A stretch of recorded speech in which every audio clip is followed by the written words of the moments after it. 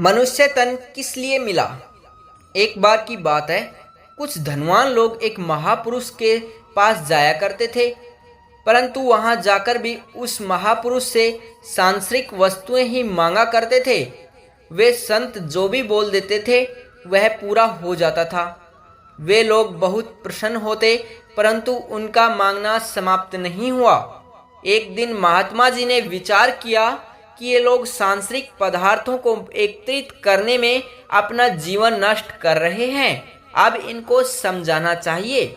एक दिन संत जी ने उनको कहा कि आप मेरे पास आते हैं और मेरे कहने से परमात्मा आपके कार्य पूर्ण कर देता है, आप लोग प्रभु से सीधी बातें क्यों नहीं कर लेते।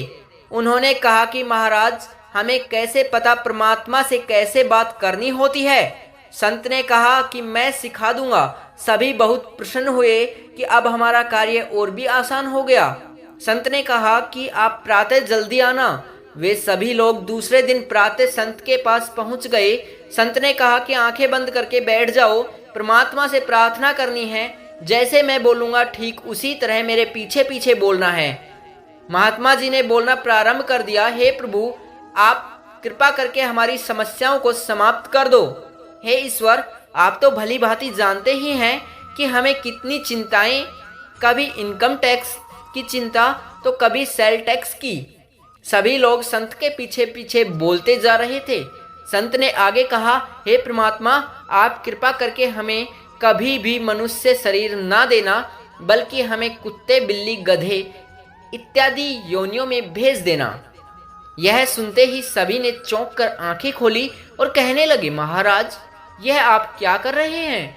संत ने कहा कि आप केवल भोग ही तो भोगना चाहते हैं, और ये भोग तो आप 84 लाख योनियों में भी भोग सकते हैं।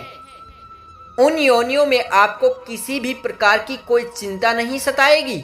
सभी लोग संत के चरणों में गिर पड़े और कहने लगे कि महाराज, हम रास्ता भटक गए थे, आप कृपया करके हमें सत्यता की जानकारी दें जिससे हमारा कल्याण हो। तब संत ने उन्हें ब्रह्म ज्ञान प्रदान कर ईश्वर दर्शन करवाया। फिर संत बोले, मनुष्य शरीर प्रभु ने नश्वर वस्तुओं को मांगने के लिए नहीं, अपितु प्रभु से प्रेम करने के लिए बनाया है। इसलिए मनुष्य तन प्राप्त करके भी यदि हम मांगते ही रह गए तो यह ठीक नहीं है, क्योंकि हमारी आवश्यकताओं के अनुसार तो उसने हमें पहले ही दिया हुआ है। जीवन आपका और निर्णय भी आप ही को लेना है। जय श्री राधे राधे।